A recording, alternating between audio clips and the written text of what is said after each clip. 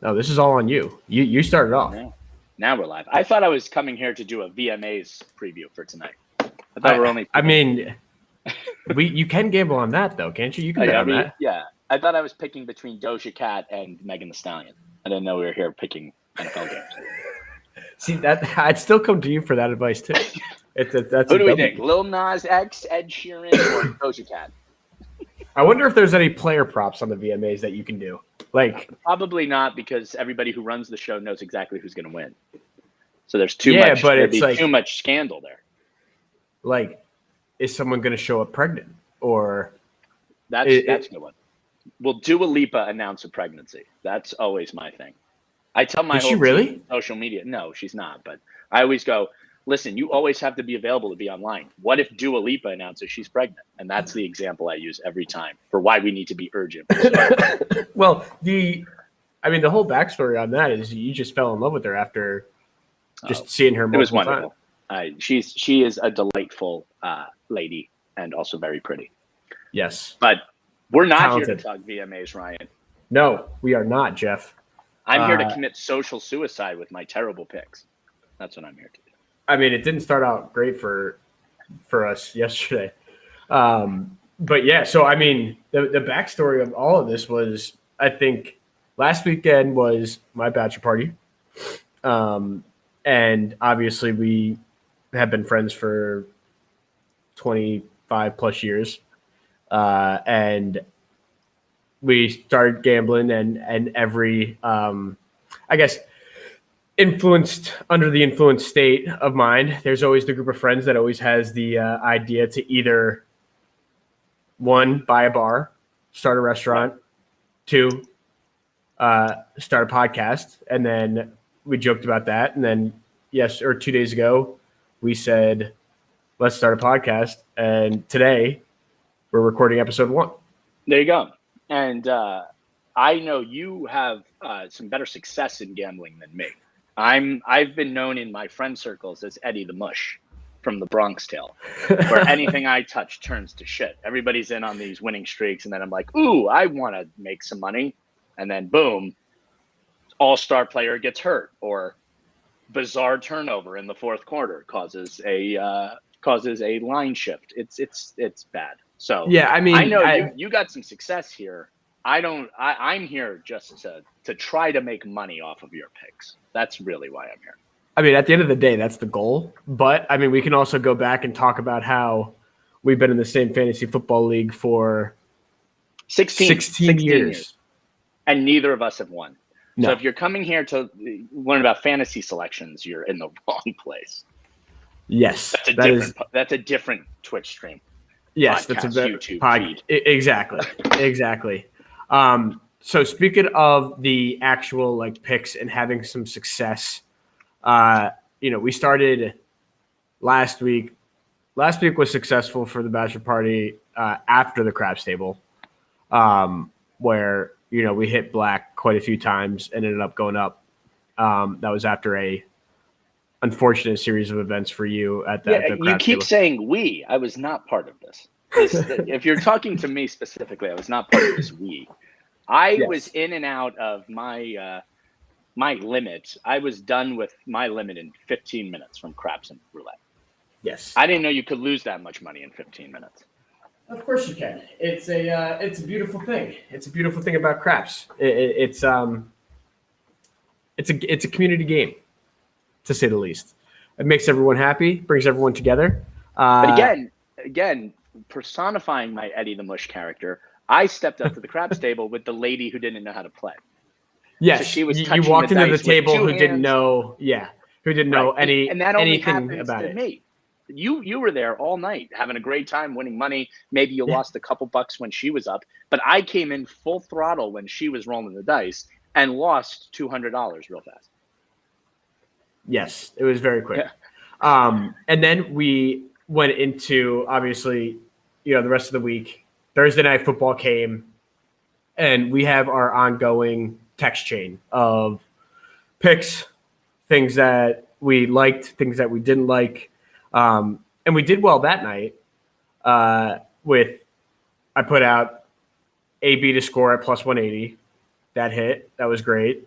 We took the over on both the 50.5 as well as the 52.5, which is great. It was a little scary in the beginning, but we ended up hitting on that, which was great. Yesterday, not so much in the college football world. We were 2-2, but we don't have to talk about that. We went out, we walked away. No bruises, no hurts, no nicks. It was even across the board. Did you touch anything else outside of the things that we put in the text chat, which is like no, but I did put a solo bet on the one you selected with Michigan over 27 points, which made my day back. The Michigan team total. I did that solo. I couldn't get in on the Iowa game. I know that was popular, but I went the solo bet on Michigan over 27, which paid off. So thank you for that. Yes, I live bet that also when they were up 13-0. Or 10-0, and it was like a -13. So I live bet that, which is always. How do you feel about live betting action? What is your move on that? I think live betting is great in NFL games, which we'll get to. I think the pacing of it. This is why I don't like college football. By the way, I should talk I like betting on the NFL and college basketball because I think they're the most. They're the easiest to project pacing. The NFL, you have that feeling of okay, Aaron Rodgers now has the ball past the 35-yard line. Green Bay's getting a field goal or touchdown. It's easy. They gotta go 25 yards. It's very easy, I feel, to live bet the NFL. College, not so much. Same thing with timing in college. My biggest thing, I know I'm already rambling, but I love it. I don't understand with football as compared to other sports how the rules are so different between the college and the NFL game. Having 1 foot in bounds for a catch in college versus 2 NFL. Imagine if minor league baseball, you had 4 strikes. Why is the game so completely different, between the college and the NFL level? Same thing with first down, stopping the clock, moving the chains, even if you're in bounds. That throws off all of 2 minutes in college is 5 minutes in the NFL. And it's hard for me to then decipher what's going to happen live betting on college. But NFL, I think you can have more success doing it. Yeah. No, you're absolutely right. And we got into talking about rant. I mean, we over the weekend we had a huge, I think, 20-minute rant just about having 1 foot in bounds versus 2 feet in bounds and why it's such a huge difference. There's no need for it. It's bizarre how a sport can go through so many rules changes between 2 levels. Yes. I know basketball, the 3-point line is in a couple more feet, there's, you can shoot a little. It's still the same concept. A 3's a 3. Yeah, but it's the same. Correct. I don't understand why football has to be so different on so many different levels. Yeah, no, I agree. And as I know, I'm reaching for my book here, my black book. I told you I don't think you realized how serious I took this podcast idea because when we said we're doing it, I kept saying ROS. The first thing that you said to me was, "Do you have an ROS?" And with your background being in media and producing shows and events, you're throwing out terms where if I don't know it, I'm taking it as an insult. And you're in sales, so that's a very different meaning of ROS. Yes. So I was I had to look up on Google what ROS was, and basically it's just like a script, and a guideline outline of the script or what we're doing. And I was like, okay, great. And I kept telling you and texting you, the ROS. I have it. Have you seen it? And you had no idea what I was talking about. And I Google shared the doc with you finally, maybe about 10 minutes ago. This is a beautiful looking document. This is better than what I see at some events I work. So you did a wonderful job. This is where the ADD comes into play.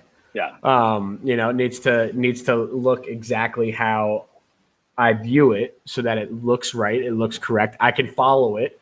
But then also the picks. And then I also have some ridiculous statistics that I have on each game that are just things that made me go the way I go.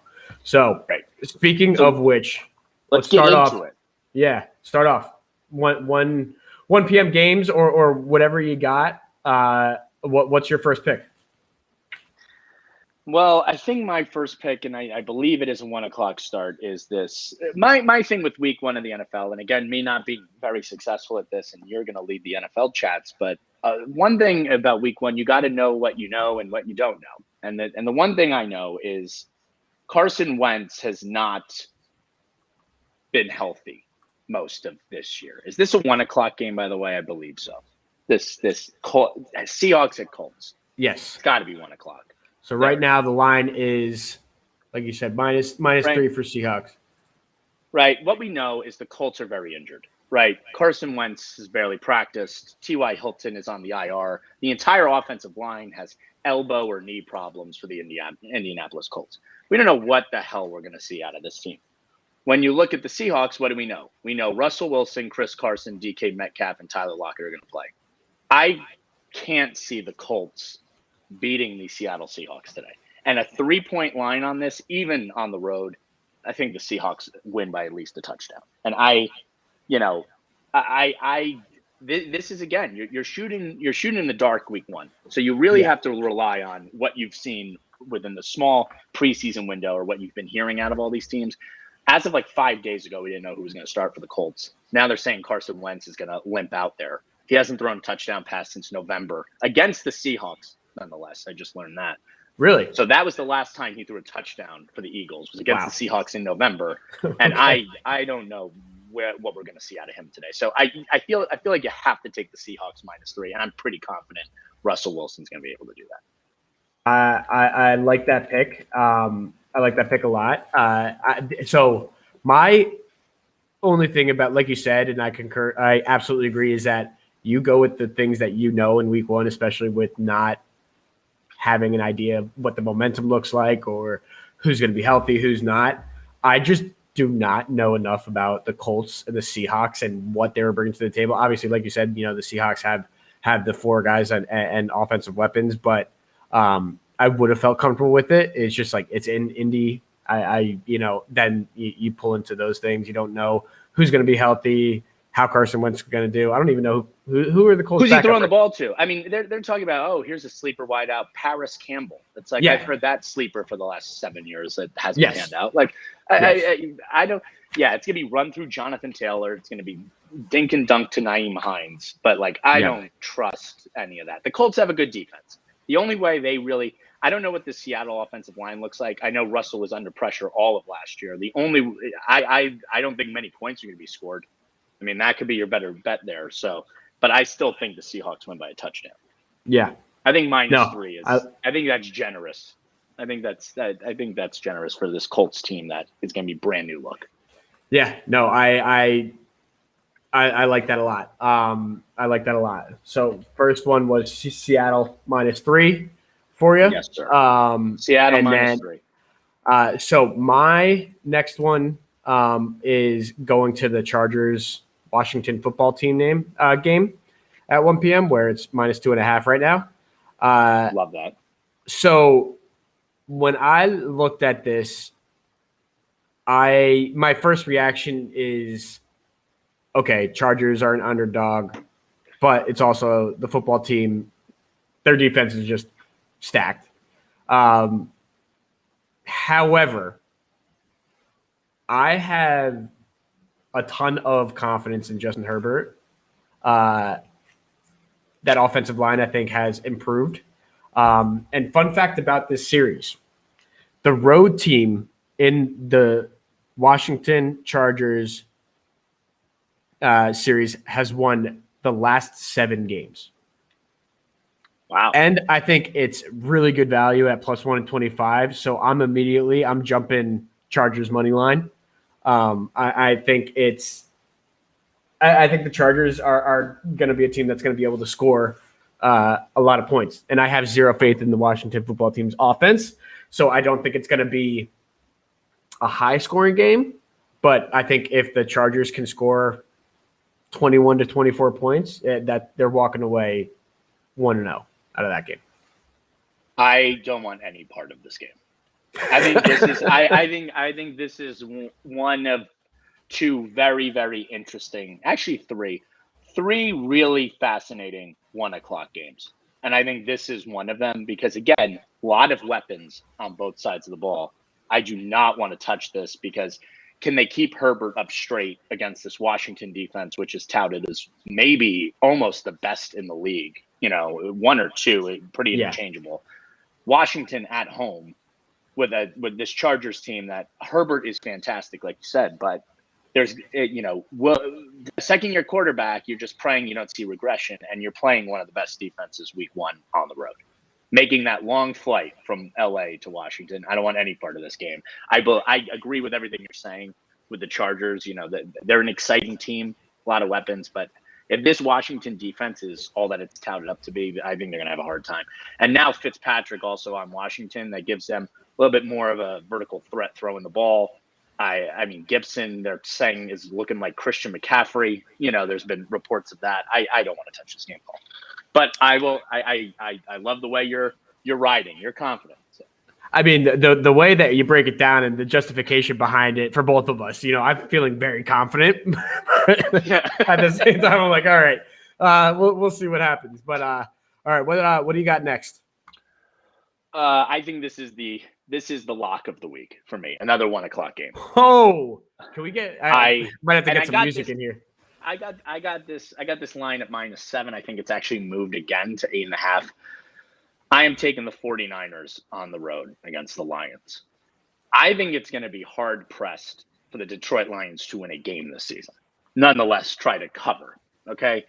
Here's a fun fact. You want me to spit out facts for you, Ryan? Since the league expanded to 32 teams in 2002, the 2020 Detroit Lions were the worst defense ever in the NFL since 2002. Right? They gave up the most points per game since 2002. The 49ers are coming in finally healthy with every weapon available to them. And what did the Detroit Lions really do to get any better? Jared Goff is not better than Matthew Stafford. Their running back is having both legal and groin issues. What are the Detroit Lions going to do today that's going to impress anybody? I think the 49ers win by double digits. I think the line, you could scroll up, Brian. It was I think it's 8.5 now, but I took it at 7. It's Niners there you go. Now it's 9.5. It keeps moving. Granted, this is the DraftKings Sportsbook. Every sportsbook is a little bit different. Yeah. So if we're going DraftKings, it's 9.5. But I still think they're going to win by 10 plus. Coming back healthy. Garoppolo's going to start. I don't love that, but just 49ers have like 3 running backs that could play well. They have Ayuk and Samuel. They have Kittle. How are the Lions, who have the worst defense in the NFL, going to stop that today? I'm taking my lock is the 49ers to win double digits. I like it. I like it a lot. So when I see, I freak out when I see any line over 6.5. And I panic and I don't touch it. I don't know why. It's just it's a lot, but like you said, you feel confident looking at the 49ers roster, but you feel more confident in just the lack of trying to get better by the Detroit Lions. You're not getting any better with Jared Goff. Yeah. This could be a rough year for the Lions. And here's another one. I know you're in DraftKings, but the BetMGM Sportsbook has a fun one, a fun prop bet. I think it's at, I'm going to pull it up now because I bet on this. I think it's at plus 300, but the bet is for both Goff and Garoppolo to throw an interception, which I think that's also a pretty great lock. Just one. Both of them have to throw one. The last time, so Goff's also from the Rams, of course. He's 0-4 in his last 4 against the 49ers. He's thrown, I think, the equivalent amount of interceptions. Goff is going to be throwing the ball all over the field to the wrong team, I believe. So I think that's a lock. And we know Jimmy G is not really the saving grace. So yes, it's plus 300 in the BetMGM book for Jimmy and Jared to throw an interception. I like it. Okay, so another question going off of this game then. Speaking of Jimmy G, do we see Trey Lance this year? I think we do see him this year. I don't think you see him today because I think the 49ers are going to go up by 21 points real quick. Maybe we do see him today. Maybe we do see him today. But keep him healthy. I mean, keep him healthy. I think Jimmy G can win this game. I think he can win this game alone. I don't think he's going to need help. So, okay. I like both the Niners here, and I like both of those quarterbacks throwing an interception. I like that. I like that a lot. That's a good player prop. So my next game is going up to the Bills Steelers game, which I think is great. I'm excited just to watch this game. I'm excited to see if Big Ben can bounce back. Have very zero faith in that. I have a nice player prop on him as well, which is I'm going to dedicate it to our friend who's getting married this weekend.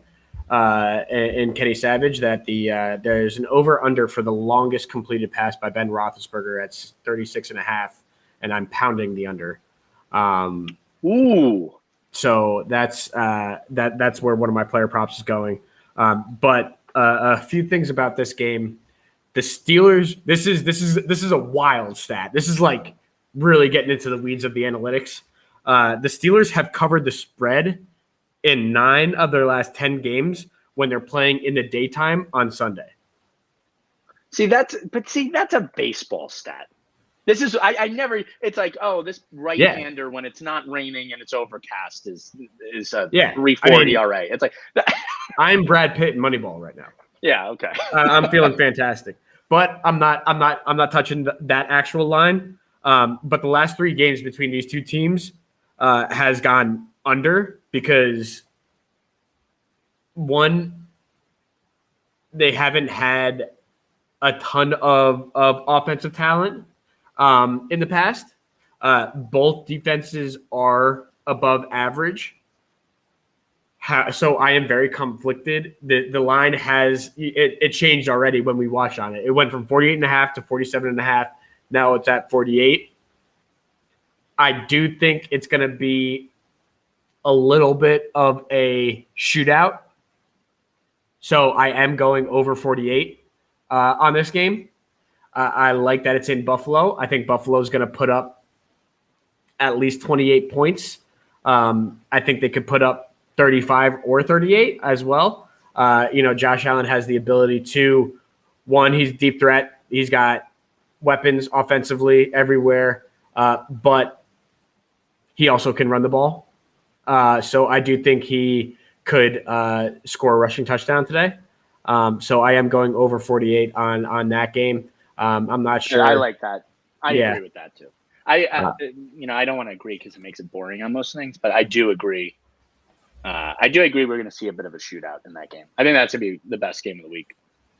Yeah, I'm excited on that game. I think it's just I don't know how I feel about Big Ben. I mean, what was their record last year that they ended up at? They didn't make the playoffs, did they? No, but Steelers 2020 record. Or no, did they? Maybe they did. I forget what maybe they did. They weren't exciting. No, but yeah, they're obviously not very memorable. And speaking of they were memorable. What are we talking about? I'm getting my years. Yeah, last year was a wipe because it was COVID, but last year they went 12-4. Oh, that's right. You're right. But still, that shows you how underwhelming Ben Roethlisberger was that I thought, he was hurt, but at the same time, did not look like a Hall of Fame quarterback that you're used to seeing. So going on the actual over under kind of continuation on this side of things, I have 2 others that I think are very interesting, but I want to see and hear kind of what you got. If you have any other thoughts on 1 p.m. games. I don't think the 1 o'clock. I think I'm set there with the 1 o'clocks. When you talk about my Jets, I think other than like the LA Chargers versus the Washington football team, I think the Jets game is going to be fascinating. Again, 2 new look teams and new quarterbacks. A little bit of some shaky defenses there. That game could be a shootout. But we got to see what we get out of Darnold. We got to see what we get out of Sammy D. It says a lot. It's going to say a lot. So I have 2 other over-unders, being the Arizona Tennessee game. The Arizona-Tennessee game right now, over-under is at 54. It went from 53.5 to 54. It's just that this game itself, I'm not I'm not convinced on anything. I think it's going to be the defenses are pretty above average. It's going to be a heavy run game. It's going to be Kyler Murray. It's going to be 3rd and 9. You're depending on Kyler Murray to get something going to DeAndre. The Titans obviously have an unbelievable running game. They lost Corey Davis. I think it's just going to be the clock's ticking. I think 54. But they gained Julio Jones. But he's been hurt all preseason. How much? I don't know. I get that. I'm leaning with you here. I think, the way you were confident about the Chargers coming across the country and beating the Washington football team, I think the plus 135 money line here for Arizona is interesting. I think Tennessee is a really good team, but I will just never be, as much as he can come back and do amazing things. I'm not convinced on Ryan Tannehill. I'm just waiting for the regression to hit, but maybe I'm just wrong. But anybody who played for Adam Gase at any point, I'm not I'm not high on. So yeah, I think Arizona. I think this is a game where I think Arizona can win this game. You just got to believe. I mean, again, water finds its level. Tennessee has been outperforming and been an incredible team. But is Derrick Henry going to have 300 touches? Is Ryan Tannehill going to throw for 4,000 yards? I don't know. Yeah. I think what benefited that last year too is that, they relied on their defense. And I love Vrabel as a head coach, but they always seem to be up early so they could rely on the run game and just drain the clock. So I like the under. And this line's moving. I think this line was 3.5 a little while ago. So again, people are following the Arizona belief here. And the line keeps shrinking. Yes, and also I will say, being the first podcast, I started throwing darts early. I wanted to get a lot of action, a lot of talk out there. So we're letting it ride, to say that. And then lastly, the Jacksonville-Houston game, the battle of nobodies, the battle of underwhelming. This Jacksonville-Houston game. One, Jacksonville is just an organization that has just gone downhill so fast with Urban Meyer there at the helm. I think Trevor Lawrence is going to be good. I do think that he has a few weapons. No idea what's going on in Houston with Deshaun and Watson and that whole situation. I don't know if he's even playing today. I didn't even look at it, because I also think he's not. Tyrod Taylor is the starter in Houston. Okay, so Tyrod Taylor, not a bad backup. He's going to get the job done. But I also have the Jaguars defense, again, same with the Texans defense, so underwhelming that I just 45.5, I'm hitting the over. I think it's going to be a bad game, but I think people are going to score. I think they're going to score. So that's where I'm going. I'm not. These are a few sprinkles. I'm not putting a lock on anything right now. But I do like it. So that's what we're going to go with for the 1 p.m.s. The Jets. How do you feel about the Jets today? I think it's a toss-up. I think it's a winnable game for them. I mean, listen, the Jets won 2 games last year. The Jets went 2-14. If they win 6 games this year, that's a success. If they win 5 games this year, that's a success. So there's a lot of hype around the Jets, especially reading Jets beat reporters all the time. I don't think we're going to be good, but I think we're going to be more competitive. So I think this game is a toss-up. We're going to have to see what we get out of Zach. This is going to be if you are a Tony Romo fan, you're walking away and he's saying he's the next Pat Mahomes. I mean, listen, I like Zach Wilson more than I like Sam Darnold coming out of the gate. I think Zach just has more intangible skills than Darnold does. He can move better. His instincts are a little better. I think Darnold was that classic pocket passer that you thought, okay, can we get the likes of, almost like a Romo or almost like a Peyton Manning? Can we get that type of instinct? And clearly he does not have that. So I'm more high on what Zach Wilson can do, because he has traits that the modern quarterback, has. So I'm hoping we get something out of Zach Wilson. Yeah.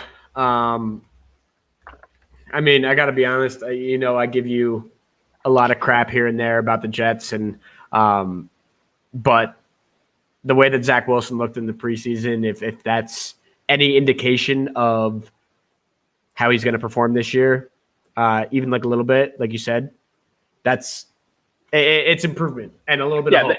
The big question mark for the Jets is the defensive backfield. I mean, they're starting a lot of young guys with not a lot of experience who are not highly touted. Like Darnold could have a field day if he's gotten any better with Moore and Anderson and McCaffrey and all those weapons in Carolina. So this is going to be Zach Wilson and the Jets defensive backfield. That's what the focus is going to be on here. I'm not concerned. I mean, the Jets weapons now are much better than they've had in years. The running back committee is going to be fine. The pass rush for the Jets looks great. It's if the rush doesn't get there, who is covering DJ Moore and Robbie Anderson? Yeah. And if Darnold can get the ball out, then they're going to have a lot of passing yards today. Yeah. I love Robbie Anderson. I don't know what his prop is for yardage, but that could be a good one today too. I like the Robbie Anderson revenge game player prop. Oh, I'm going to have to take a look at that one. That would be a good one. Yeah. The 4:00 ones, I only have one pick, and then I'll let you go. Again, known knowns and known unknowns and all that good stuff. Packers at 3.5. Again, we know who the Packers got. Aaron Rodgers, Aaron Jones, Devontae Adams. We know what they have a good defense, right?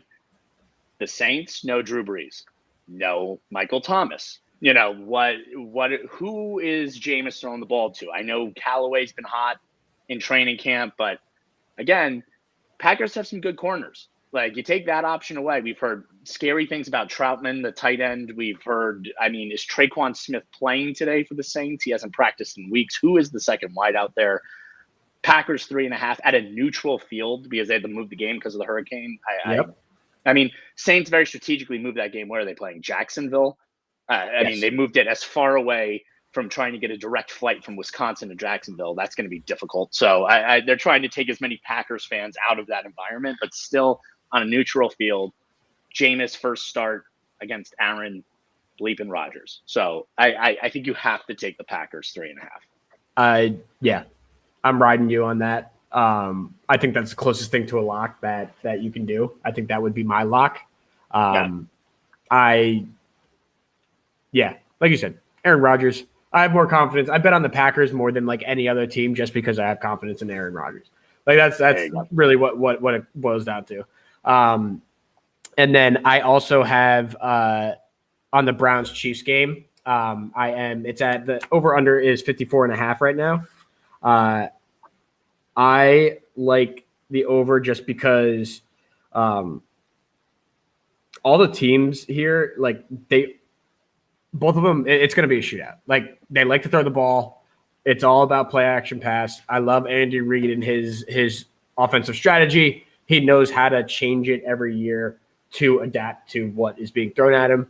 I think the Chiefs could put up 40 points themselves. And I think the Browns are going to rely heavy on Hunt and Chubb, not only in the run game, but I think in the screen game. I have a few player props on this game too that I'm looking at. And shout out to my boy Travis Kelce, who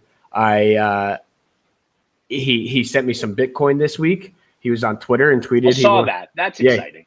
Yeah. So we're basically boys now. How much value in Bitcoin was that you got? Enough. Enough. It makes an impact. We'll say it that I was shell shocked when I got a text message that said Travis Kelce has sent X amount of Bitcoin to your Cash App, and I was like, wow. You never think those things are going to happen on Twitter when it's just like random, whatever. But I was pretty pumped about that. But Travis Kelce to score a TD is plus 650 right now. Ooh, and that sounds like a lock. Yeah, he has had at least 98 receiving yards in the last 7 games at Arrowhead Stadium, and they're home. They're home. They're a little salty after losing the Super Bowl. I think they're going to make a statement early. I think they're going to blow through the Browns. I also and sprinkling in, it's just too good of a value. OBJ to score at plus 1,100. I think if he doesn't get the ball all day today, I think the big thing with OBJ is he going to play? I mean, he is as firm on the questionable one as any fantasy player today. They said they don't know if he's going to play yet. There's no way that he doesn't play.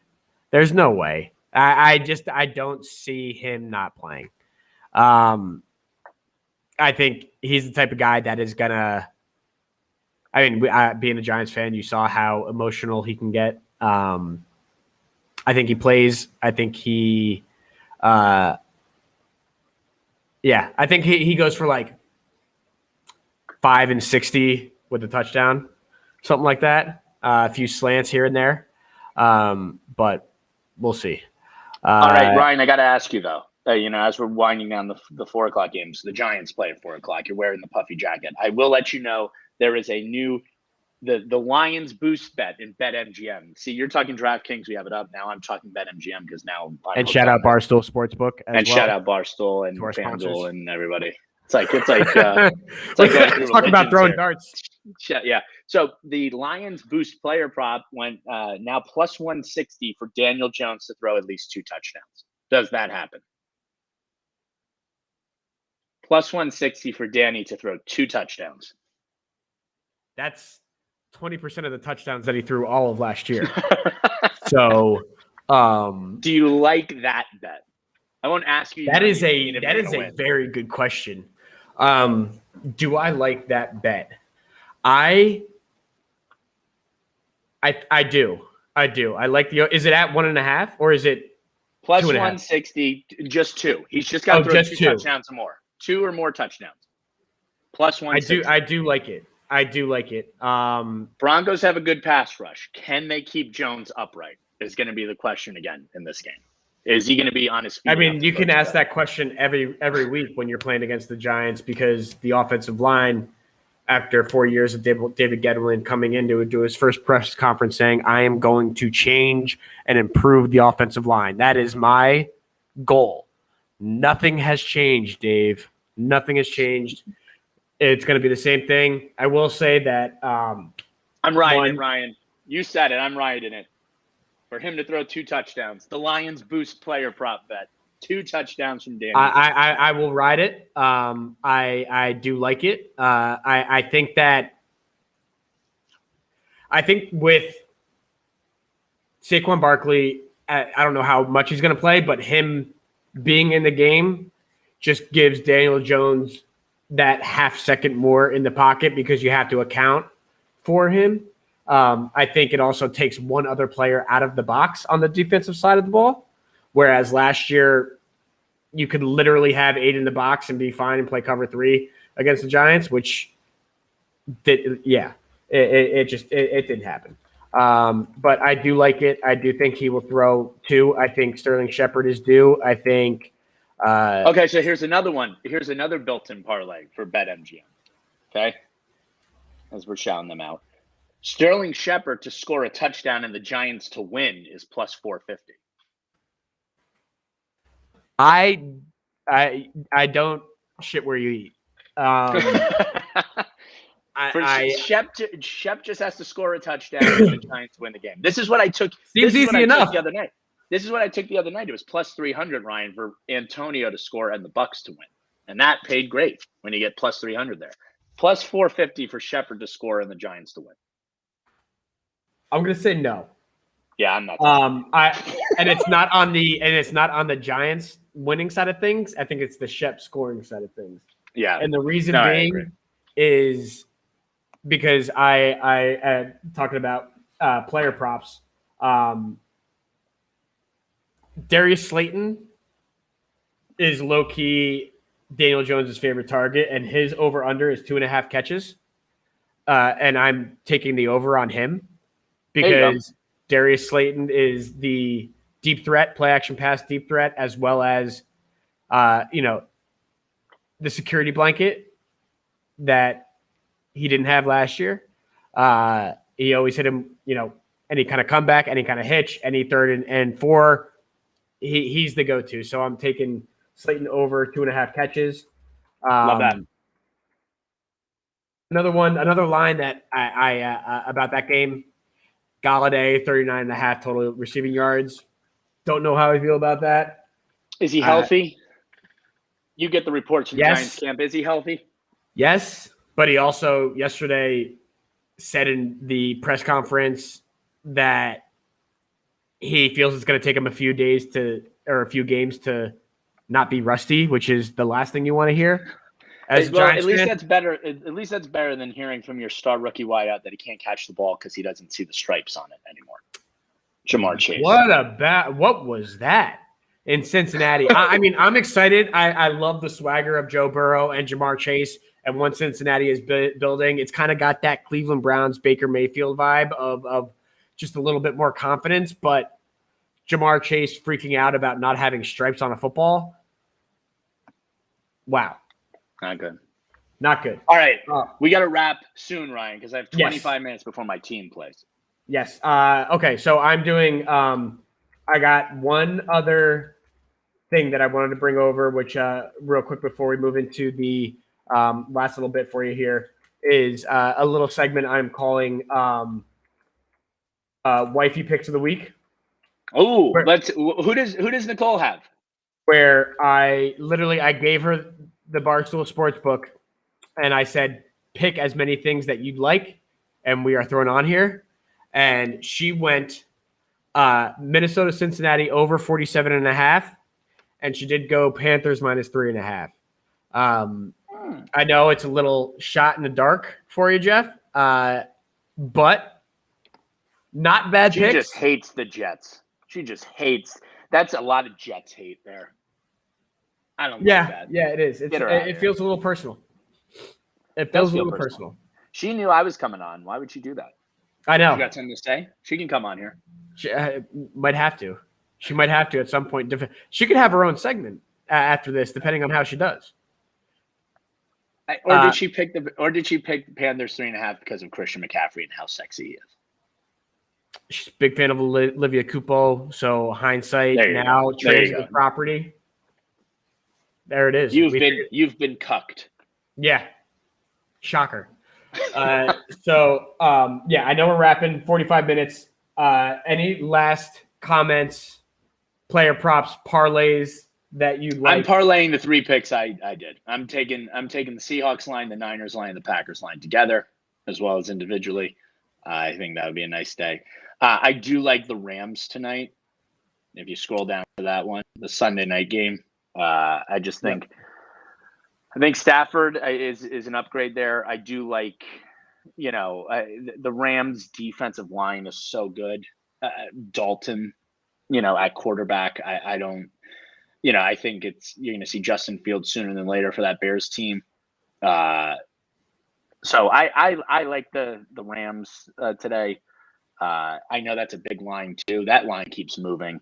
Yes. I would probably tease that.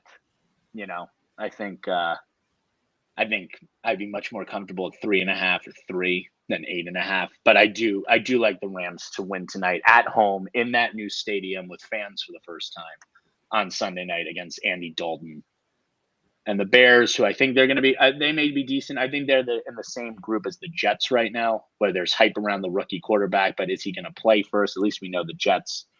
At least the Jets are committed to Zach Wilson. Yes, we don't know what the Bears are going to do, and I like Stafford's first game in LA. So I like the Rams.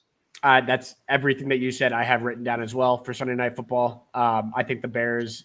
Not only organization, they're saying otherwise, but I think the Bears fans and the organization are looking for an excuse to get Justin Fields in there. The first interception that Andy Dalton throws I feel bad for the guy because he's not a bad quarterback. So a few other things I'm sprinkling in here are we didn't touch on the Patriots game for the 425, but not going to touch that one either. Well, I'm not touching it. The player prop is Mac Jones over 219.5 passing yards. I think Mac Jones is going to do well. I think McDaniels is going to put him in a position to succeed. I think he's just going to do well today. And I feel good about that. Parlays that I have are I like Chargers money line, I like Seattle -3, and I like Packers money line. as a parlay. It's not going to be a huge odds boost, but that's what we got. And then for tomorrow, Monday night, do you have any thoughts on this game? Because I look at it and I hate everything about it. I was highly confident in the Ravens until 5 running backs all hurt themselves within 2 weeks. I don't know what the morale of that team is. Hopefully it's still high. But I do like the Ravens. But again, new stadium, fans, first game in that Vegas stadium with the Raiders. Gruden on Monday night seems right too because of it just when you look at this, what is your that seems like say? an ESPN. That seems like an ESPN manufactured thing, right? Like the Raiders are going to win on Monday night with Gruden in a new stadium. Doesn't that just like sound like NFL? Well, here's another question for you: are you watching ESPN or ESPN2 with the Manning brothers on Monday night? Either way, I just I always thought the NFL's a bit rigged after I've seen so many Jets collapses and bullshit penalties. I was high on the Ravens. I picked them in a that has everything to do with the NFL rigging against the Jets. I picked them in a pick'em league, and now with the injuries, and now as I talk myself into this manufactured Gruden win. Oh, he used to commentate on freaking Monday Night Football, so let's. You're big on those kind of vibes on how you look at the board, isn't it? Mm-hmm. Okay. Yeah. So I like it. I don't want to touch this game anymore. I don't. Okay. I like it. I like it a lot. And I'm just going back to, before we wrap it up here, I'm going back to your Robbie Anderson over under. It's at 54.5 receiving yards. Initial thoughts. 54.5. I still like it. I think like the way we were talking is, I think that game's a shootout. Meaning, not like scoring wise, but I feel like these teams are going to throw the ball a lot. I think they're going to throw again. It may be to McCaffrey, maybe to Moore, but was it 54.5? I think Robbie Anderson can do that. I see at worst though. I see like Anderson could easily do a 6-catch, 70-yard game. You win that bet. I think I do like the Robbie Anderson over 54.5. All right. Well, we had I'd say, you know what, for a first actual podcast recording, we went way over time that I thought we were going to do. I thought we were going to do a half hour. We went 45 minutes very easily, very naturally. So 1, love that. 2, follow us on all social medias, Twitter, Twitch, YouTube, Instagram. I'll be posting the pics later. Screw it. We may get a live reaction Twitch stream from Jeff Cuccinell during the Jets game here in a little bit. But I will tweet. I will be tweeting something. Yeah. Yes. But yeah, look out for. We're posting the podcast today. I'm getting it out there as soon as we're done here. And let's let it ride. The first episode of the Hoboken Hedge podcast is officially on the books. Woo woo. Yes, sir. Deuces. Later, bud. Bye-bye.